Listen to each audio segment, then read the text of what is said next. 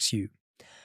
The sad truth is, I hear this wherever I am in the world. When I'm traveling, when I'm meeting people, when I'm connecting, one of the top things I hear is, Jay, the people around me don't believe in me. The people around me don't support me. The people around me don't encourage me. Actually, I'm scared that if I launch my company, if I start my podcast, if I write my book, if I build my business, the people around me are going to tear it down before I even have the chance to build it up. And a lot of us are walking through life feeling alone. Maybe you've actually felt disconnected from your community. Maybe you felt isolated, where you think, why does no one help me? Why does no one believe in me? Why does no one support me? If you've ever felt any of those things and you're struggling with that self-belief, that self-doubt, this episode is for you. Here's the first thing I'm going to say. Stop seeking support. Start creating proof. The science says we experience a cognitive bias called the false consensus effect. We overestimate how much people will understand or agree with us. Here's why that's counterintuitive. We think we need validation before we act. But in reality, people often believe in you after you prove the idea works, not before. Imagine this. You're at a party. You say something you think is obviously hilarious or smart or interesting. Crickets. No one laughs. No one's impressed. You're confused. You thought everyone would get the joke because in your head, it was obvious. It made sense. It was normal.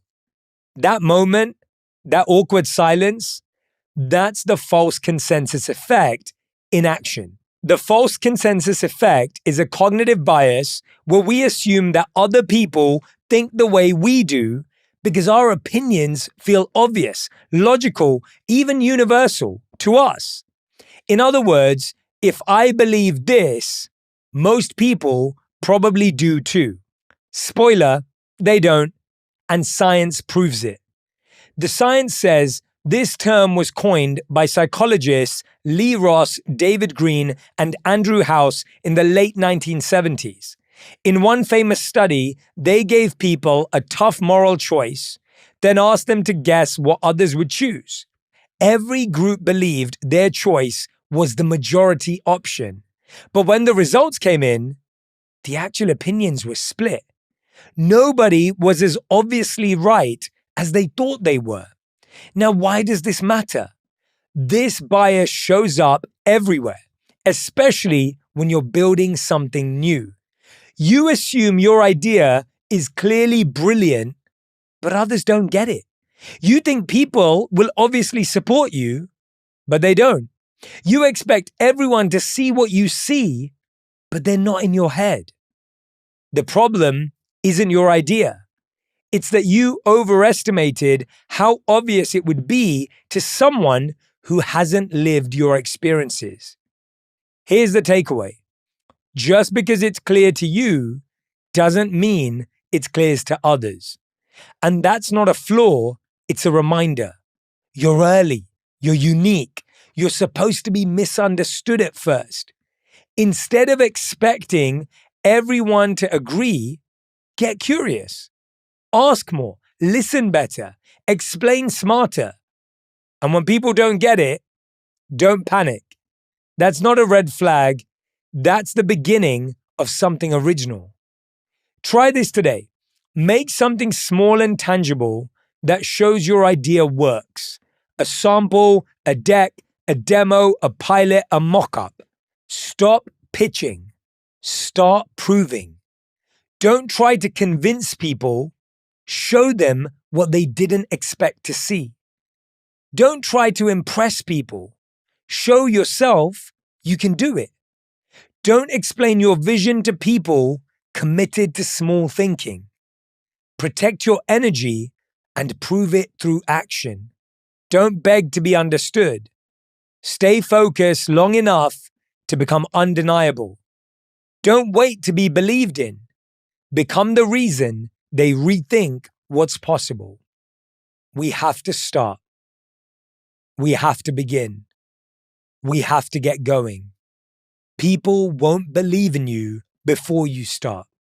They might not even believe in you after you start. They might not even believe in you when you win and succeed. Just start. Just get going. Just move. If you wait for people to believe in you before you start, you could wait forever. If you wish people supported you before you start, you'll be wishing forever. And if you want someone to think you're going to do something incredible before you start, you'll be wanting forever. Don't wish, want, and wait your way into never moving. Make that change, make that shift, and notice how your life changes. The second thing you have to understand is rejection is usually protection. Studies on psychological projection show that people often reject others' ideas because of their own fears, insecurities, or limitations. This is surprising because their no may have nothing to do with your idea, your potential, and everything to do with their past and their issues. The reason someone says no to you is more likely that someone said no to them. The reason someone rejects your idea is because they rejected their own. The reason someone doesn't think you're going to make it is because they didn't have someone who believed in them. Their projection is not a prediction of your potential. It is simply a mirror of their past. Don't let someone's projection become a prediction for your future. You don't have to do that. And recognize, maybe they wanted to quit their job at one point and they couldn't. Maybe they wanted to start an app at one point and they didn't.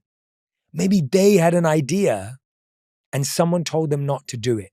They're simply reflecting what was projected onto them, onto you. We don't have to reflect it back. Try this today. Next time someone doubts you, don't internalize it. Ask yourself, is this about me or about what they've told themselves? People will project their limits onto your vision. Don't let people break your dreams when they haven't even built theirs. Don't let people who haven't done it create doubts for you. Don't take feedback from someone living a life you don't want. Don't confuse loud opinions with lived experience. Don't take direction from someone who's never moved. They're not wrong or bad. They're just trying to protect you, but don't project that fear onto yourself. A lot of the times when I've shared risks I wanted to take and had family members or friends tell me that it wasn't going to happen, I realized they just wanted me to be safe. I remember when I wanted to quit my career and potentially pursue some postgraduate study, and everyone around me said, Jay, well, how will you pay your bills? How will you pay for your wedding? How will you take care of your future? Those were not signs that I shouldn't do it. Those were just reminders that they valued those things. They were showing me they valued security, they valued safety, and they valued stability. And those are not bad values. People are not being mean. They're simply sharing what they care about. And it's your job to decide whether you care about those things or whether you don't. Sarah Blakely, the founder of Spanx, didn't tell her family about what she was building because she didn't want to hear that opinion. And that's something I'd encourage you to do as well. Too many of us share our ideas with too many people. We want everyone to get around us. We want the validation and the approval. And what does that do? It does two things. The first is it opens you up to lots of feedback from people who don't understand that industry, understand that business, or understand that area.